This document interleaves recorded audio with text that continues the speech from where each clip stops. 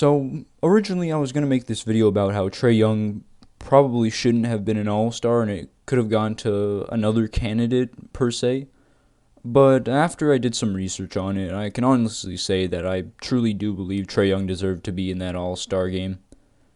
While the team in general didn't perform as expected, I can safely say that his numbers were definitely all-star level, and his impact on the team could not have been understated.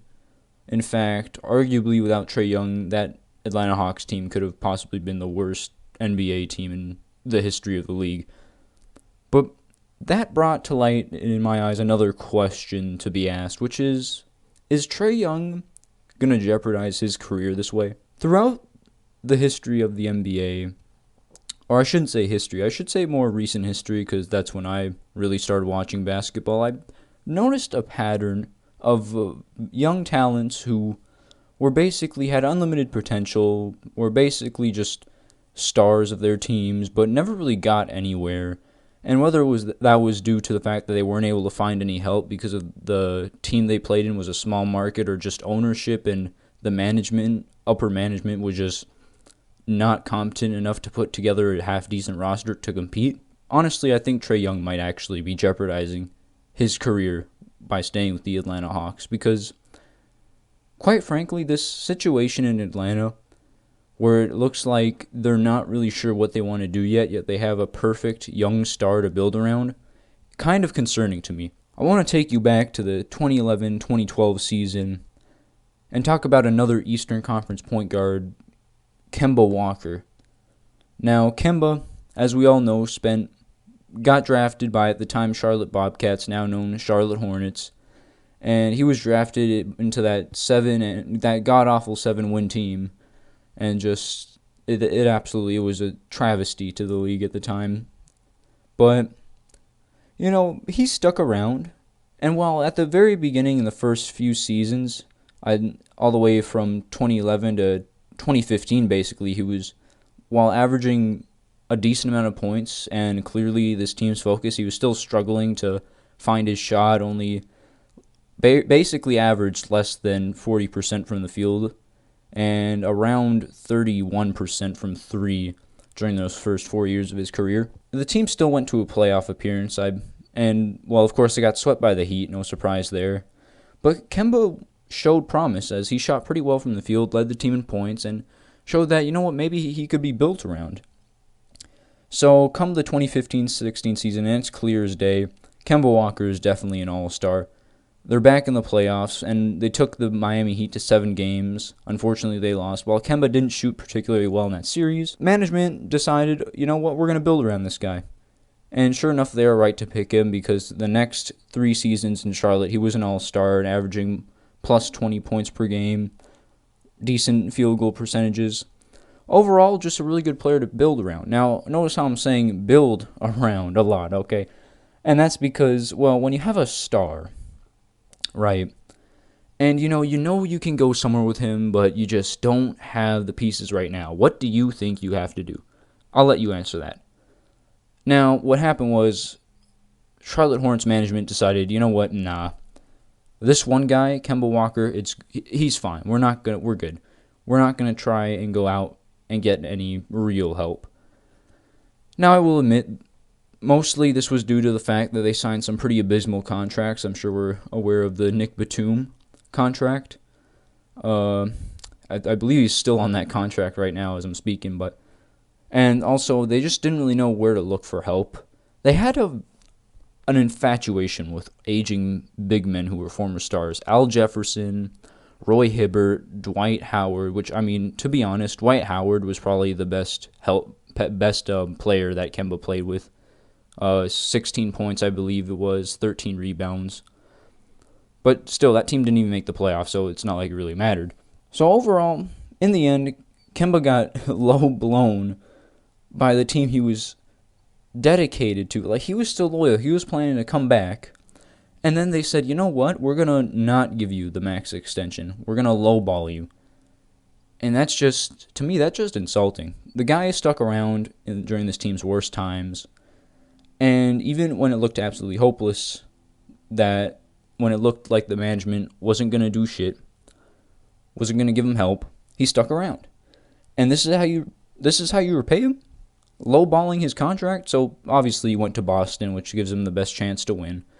And you know what? That's just unfortunate. I mean, basically, not still in his prime, but a decent amount of his career was spent on a losing team that had basically no real vision for how they were going to actually compete, how they're going to get their star help. Now, another star, and also, I just want to, my condolences to DeMarcus Cousins. He's down bad. He's got it rough. Yeah, he's eligible for a ring with the Lakers, but it's like 2 Achilles tears. It's unfortunate to see what's happened to him. But I want to talk about his early days in Sacramento, because back then he was basically considered the best center in the league. And he had, I believe, multiple All-Star appearances with Sacramento. So, what happened there? I mean, you've got, arguably, this isn't Kemba Walker, where he's not the clear-cut best point guard in the league or even in the East. This is DeMarcus Cousins, debatably the best center in the NBA at the time. How do you screw this one up? Well, leave it to Sacramento, man, because they just don't know how to run an NBA franchise. In the 2013-14 season, they had 3 20-plus points per game scorers: Rudy Gay, Isaiah Thomas, DeMarcus Cousins. They had a coach, Mike Malone, who DeMarcus absolutely just, I was going to say loved, but I'm like, wait, hold up, that's way too suspect. He basically was getting along with this coach, it was a rare sight to see. DeMarcus Cousins, he wasn't the type of guy to usually get along with coaches that often, but despite the fact that they were still losing, DeMarcus got along with Mike Malone. And you know what Sacramento said? They said, you know what? Here we have 3 20-point-per-game scorers, right? Here we have a coach that DeMarcus actually gets along with. So let's just drop one of them, get rid of the coach, and see what happens there. Now, that went about as well as you could have expected. DeMarcus Cousins and George Karl did not like each other, safe to say that. Rudy Gay was on the decline at this time, and pretty much on his way out. Well, not on his way out. He still plays in the league today, but it's like you could clearly see the guy was past his prime. And they bring in Rajon Rondo, which had just came off of that horrible Dallas stint where he just gave up completely and he said he was thinking about retiring. So yeah, but Rondo, I'll admit, Rondo balled out. 11 assists, like 12 points. He played good for that Sacramento team. But that's not help. They just destroyed a perfectly good thing they had going on. And well, of course, DeMarcus Cousins was just absolutely, he wanted no part of this. I don't know if it was basically the GM was like, Vlade said, okay, you know what, DeMarcus, you're good and all that, but I want Buddy Hield because he's the next Steph Curry. Or DeMarcus was like, I'm done, I want out. I don't know, I don't remember who took the first, jab, but basically DeMarcus Cousins was traded to the Pelicans for Buddy Hield. And, well, that's going about as well as you could have expected. Vlade Divac has stepped down as GM. Buddy Hield wants out because he can't get along with Luke Walton, he doesn't want to be on the bench. That's reasonable. So, yeah, why am I bringing all this up? It appears I've gone off track completely from the Trae Young discussion here. Well, actually, to be quite honest, no, I haven't, because I feel like these exact situations, I feel like Trae Young is going to have to deal with eventually in his career. Now, the Atlanta Hawks are not an incompetent organization, right? They know exactly what it takes to win. They showed us with Mike Budenholzer and the Hawks. They know how to build a roster. They know how to get stuff done. But I feel like right now, they're not showing us that. They have all these young talents, and they're just chilling with them. Why on earth are you developing more talents? You're wasting away Trae Young, an all-star level point guard, just so you can wait for the rest of the team to develop. No. Now, I will admit, they did make some moves. They got Clint Capella, who unfortunately wasn't able to play due to I believe it was pains in his heel. I forgot what this actual condition is called, but you gotta think, are they gonna hold on to all these young players and just wait for them to develop, or are they gonna go out there, gonna consult some teams who are maybe not winning, and get some established players to build a half-decent roster for Trae Young. Because if Trae Young keeps ending up, right, as, like, not making the playoffs, the team still sucks, he's carrying the offense, and the best they can do is, like, a 30-win season, then it's going to end up like how Kemba Walker ended. It's going to end up how DeMarcus Cousins ended, which is they're going to leave. One way or another, they're out of there. Because eventually, you can say you don't care about winning as much as you want. You can say you want the money. You can say you just want it for the stats. But at some point, you got to think, these guys, right? Eventually, they're going to be absolutely sick and tired and fed up with an incompetent organization who isn't like taking their prime seriously. I mean, how would you feel, right? You're on this team, you got drafted by a team, right? You're a clear-cut star, and instead of going out and getting proper help, all they're doing is like delaying each season, whether it's through trying to develop other young players, even though you've come out as a clear-cut star, which means that they should probably just trade those guys to go get some established players. And, you know, I don't know about you guys, but I'd be pretty fed up with that. Like, I'm ready to win now.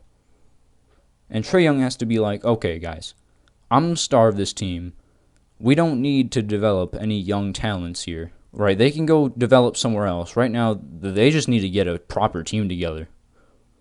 Because if the longer Trae Young spends at the bottom of the East, not in the playoffs, the less experience he's going to get in the playoffs.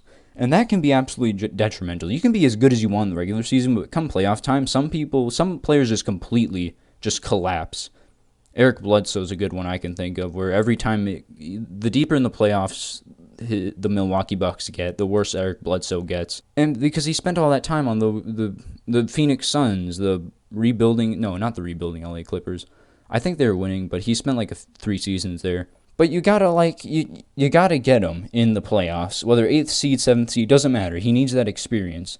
So to me, it just makes no sense why Atlanta is wasting time developing talent. So anyways, that's my take. That's why I feel Trae Young might be having his career jeopardized. And, you know, I feel like the Atlanta Hawks, they have a plan, right? They have a proper plan in place. They know that they've got an absolute star in Trae Young.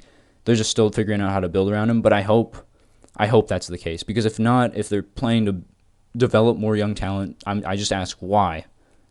You've developed a young talent and he's turned out to be a superstar. Why are you wasting time on others? Just go out there, get a proper team together, get them in the playoffs, and then get that experience. So then eventually you have a better chance of going deeper in the playoffs. But yeah, that's just my take on things. This video is getting way too long. If you like this video, want to hear me talk more about basketball stuff, please leave a like. Comment down below what your opinions are. Honestly, I'd love to hear. If I got something wrong, please just call me out on it. I mean, I just feel free to shout me like, "Hey, Miles, you dumbass. This is not how this went. This is how it went." And subscribe if you feel like subscribing. Honestly, because I mean, it's your life, man. I don't know, but I'm gonna be coming out with weekly NBA content, and you want to stick around for the fantasy league I got coming up. Big things are in the works. So, but yeah, take care, and take it easy.